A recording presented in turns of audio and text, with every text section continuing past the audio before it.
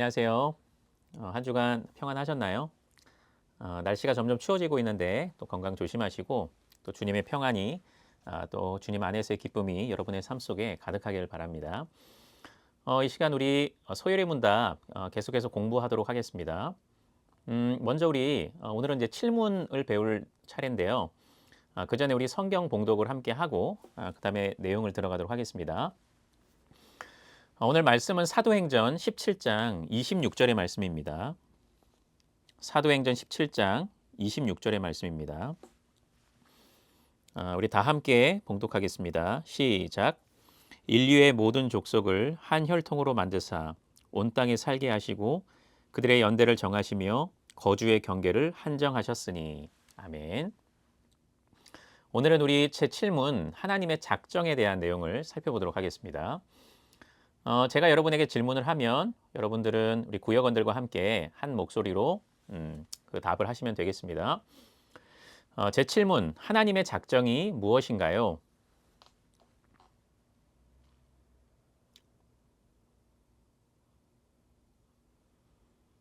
예, 다 한 목소리로 읽으셨죠? 우리 계속해서 우리가 하나님에 관한 일들, 하나님에 대하여서 믿어야 할 것들에 대해서 우리 살펴보고 있습니다. 1에서 38문까지 우리 계속해서 이제 그런 우리가 무엇을 믿어야 되는지 그 내용을 다루도록 하는데요. 특별히 하나님에 대해서 계속 배우고 있고요. 오늘은 하나님의 작정에 관련된 내용입니다. 이 작정이라고 하는 용어는 때때로 예정이라는 용어와 좀 이렇게 혼동되어서 사용되기도 합니다. 그런데 조금 구분을 해보자면 작정은 하나님께서 모든 피조 세계에 대해서, 그러니까 영계도 포함하고 그러니까 천상계와 모든 천상계와 영계 모든 포함한 피조 세계에 대한 어떤 영원한 계획이라고 한다면 예정은 조금 더 좁은 개념이라고 할 수 있어요. 특히 영적 피조물들 그 가운데서도 인간에 관한 어떤 구원에 관련된 영원한 계획이 바로 예정이라고 할 수 있겠고요. 이 인간의 구원에 관련된 이 예정 부분은 우리 소요리 문답 20문 우리 나중에 그때 살펴보는 것으로 하고 오늘은 우리 하나님의 작정에 대한 내용을 살펴보도록 하겠습니다.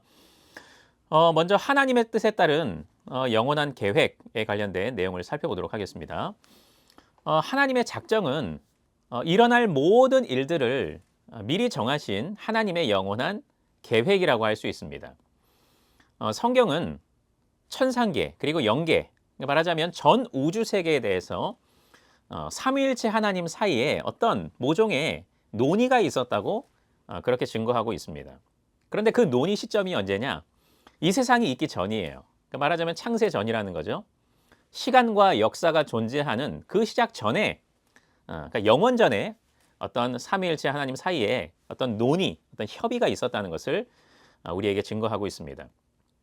그런데 우리가 오해하지 말아야 될 것은 물론 삼위일체 하나님께서 그렇게 논의하신 이유는 뭔가 지혜가 부족해서 미리 한번 논의해보고 그 다음에 무엇인가를 이렇게 결정하고 이런 어떤 지혜가 부족해서 그런 것이 아니고 삼위일체 하나님께서 어떤 서로의 영광을 정말로 바라시면서 완전한 의견 일치 속에서 합의하신 그런 내용이라고 할 수 있습니다. 어떤 논의 사이에 어떤 갈등이 있고 그런 요소가 전혀 없습니다. 함께 마음을 합하고 또 서로의 영광을 추구하며 이렇게 함께 논의한 그런 일들이 있었던 것이죠. 그리고 영원전에 삼위일체 하나님께서 논의하신 내용은 무엇일까요? 바로 이 소요리 문답에 보면 모든 되어갈 일들 이렇게 말하고 있습니다. 말하자면 작정의 대상은 이 세상의 모든 것들입니다. 그리고 모든 일들을 다 아우르고 있습니다. 그러니까 여기에는 지구의 운명을 좌지우지할 어떤 전 세계적인 전쟁 혹은 어떤 천재지변 그리고 나라의 어떤 흥망성쇠와 같은 큰 일도 다 포함이 되고요.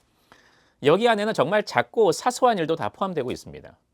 저기 먼 산에 어떤 참새가 떨어지고 죽는 일들 아무도 관여하지 않는 꽃이 피고 꽃이 지는 이 아무도 사실 신경 쓰지 못하는 그 영역 속에서도 하나님께서 다 계획을 하고 계신다 이거죠. 그런데 특별히 어떤 하나님의 창조 사역과 구원의 사역 이 모든 일들 역시도 하나님의 영원전의 어떤 계획 속에 있음을 우리는 생각해 볼 수 있습니다.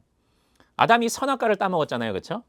이건 정말 비참한 일들인데 그로 인해서 우리가 어떤 원죄 가운데 태어나게 되고 영원한 사망 가운데 놓이는 그런 상태가 되었는데 이 모든 것들도 사실 하나님의 어떤 영원전의 작정 가운데 있었던 일이라는 거죠. 그런데 우리가 꼭 기억해야 될 것은 그렇다고 해서 하나님께서 죄의 조성자는 결코 아닙니다.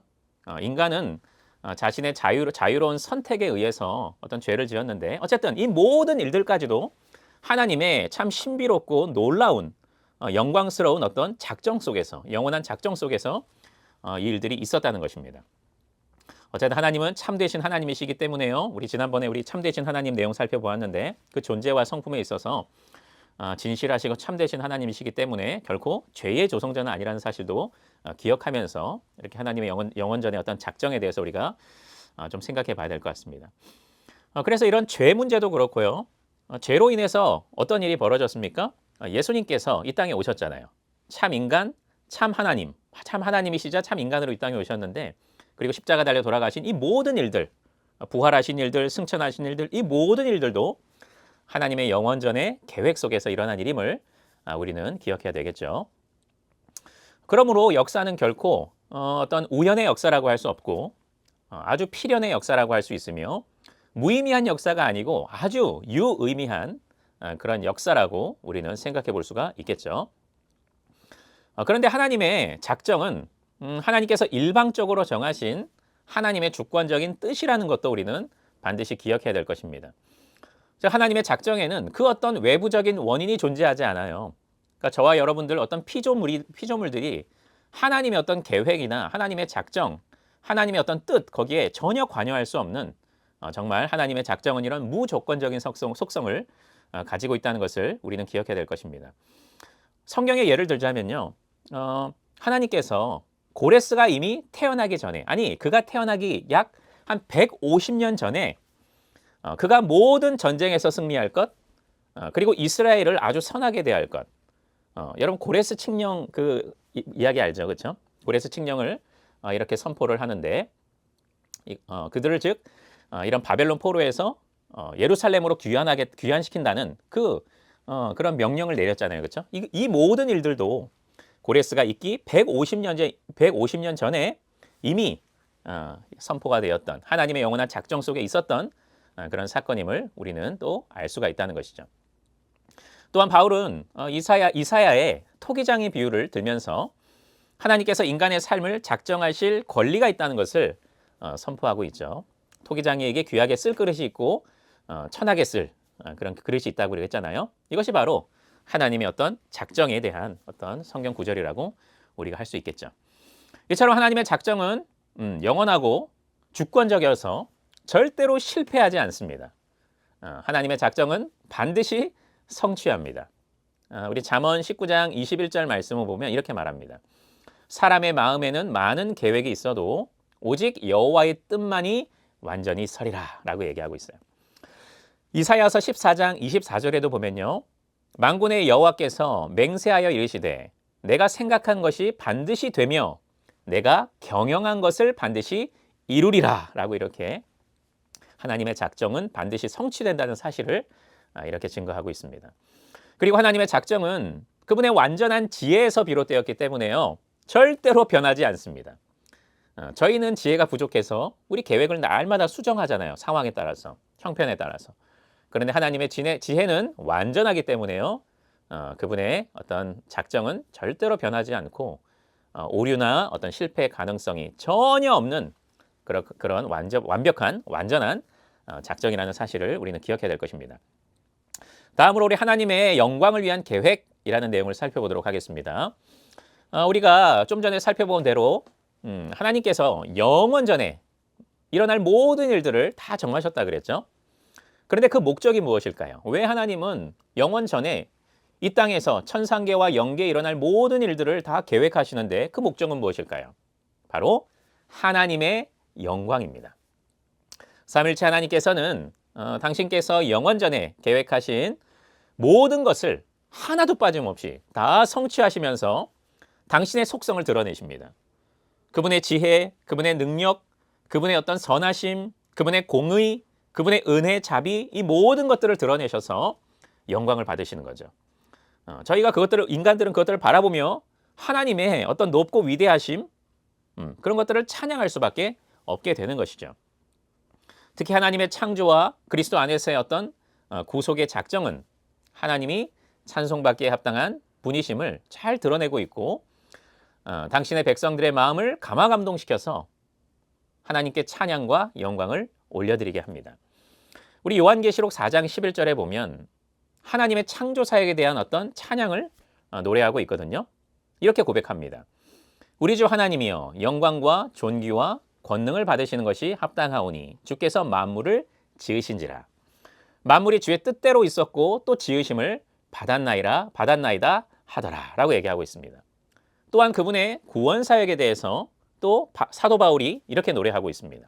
에베소서 1장 3절부터 5절에 보면요. 찬송하리로다.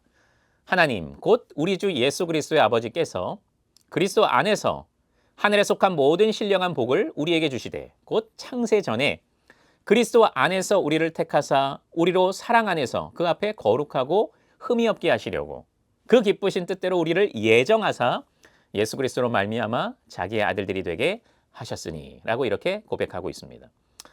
이렇게 하나님의 작정은 하나님의 주권적인 뜻 가운데 선하신 의도 가운데 이렇게 이루어진 것이고요. 궁극적으로는 하나님의 영광을 지향하고 있다는 사실을 우리는 기억해야 될 것입니다. 오늘 이렇게 하나님의 작정에 대해서 우리가 생각해 보았습니다. 관련된 내용들 우리 토론과 적용을 통하여서 또 우리 삶에 다시 한번 적용해 보는 시간을 가지시면 되겠습니다. 감사합니다.